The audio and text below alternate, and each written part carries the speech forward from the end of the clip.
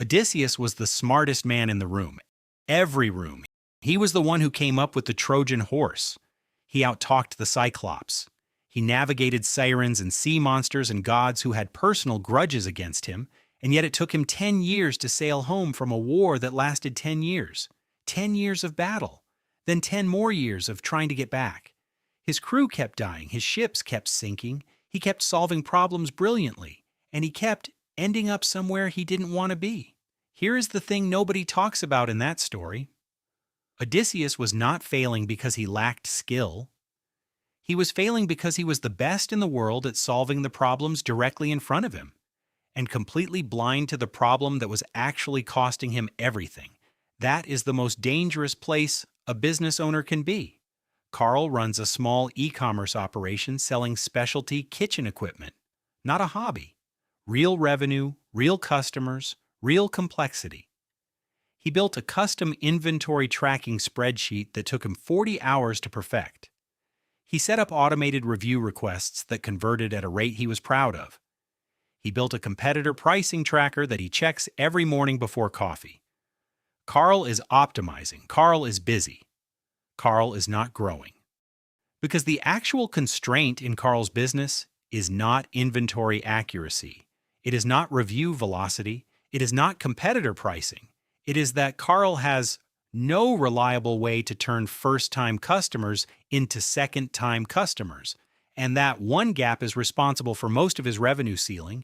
He has built an elaborate machine for winning battles he has already won.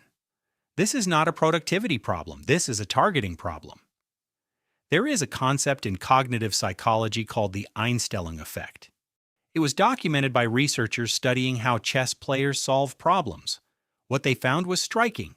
When an expert player encounters a familiar board position, their brain immediately locks onto a known solution, even if a better move exists. The familiar solution does not just come to mind first.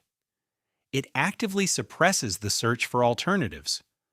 The more skilled the player, the more likely they are to stop looking once they find something that works. Your expertise can become the cage you cannot see. Carl built that inventory spreadsheet because inventory used to be his problem. 3 years ago, he was losing money to stockouts and miscounts. He solved it, the spreadsheet worked, and now he keeps maintaining and improving a solution to a problem that stopped being the bottleneck years ago. His brain keeps returning to it because it is familiar, because it feels productive, because the progress is visible and measurable. He is Odysseus, winning a fight on an island he was never supposed to land on. Now layer in a second problem. Not a psychological one this time, an economic one. Goodhart's law states that when a measure becomes a target, it ceases to be a good measure. The moment you start optimizing for something specific, you begin distorting your reality around that specific thing. Carl tracks open rates on his email sequences. His open rates are good, so he optimizes for open rates. He writes punchier subject lines, tests send times, prunes his list. His open rates go up, his revenue stays flat. He has become very good at being opened and not read. The metric is behaving, the business is not. Most solopreneurs are running their businesses in this exact pattern right now. Not because they are lazy, because they are good. They find a real problem, they solve it well, and then they keep solving it, they get faster, they get more sophisticated tools, they automate it, and the whole time, the actual constraint is sitting in a different part of the business, quiet, untracked, generating no alerts, and costing them everything they want. So how do you find the actual problem when your brain is designed to show you familiar ones? Here is what changes the equation. Instead of asking what you should fix, ask what is the one thing that, if it doubled, would meaningfully change your revenue or your time. Not marginally improved, doubled. Most people find that question uncomfortable because the honest answer is rarely the thing they are already working on. For Carl, it was retention. A single email sequence, triggered 7 days after a first purchase, with a personalized product recommendation based on what the customer bought moved by an AI tool that analyzed purchase patterns he already had sitting in his store data. He spent 12 hours building it. It ran automatically.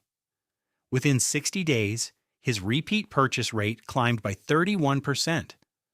Not because he finally worked harder, because he finally worked on the right thing.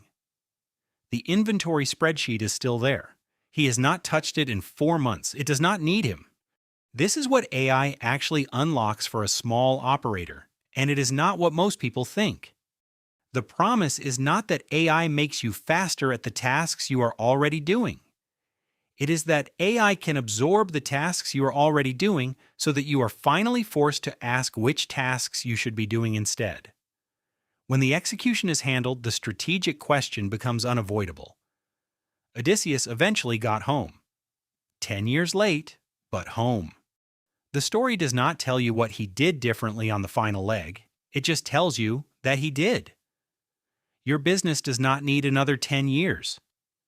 It needs you to look up from the island you are currently conquering and ask whether this is actually where you were trying to go. What is the one bottleneck in your business right now that you have stopped noticing because you solved it 2 years ago?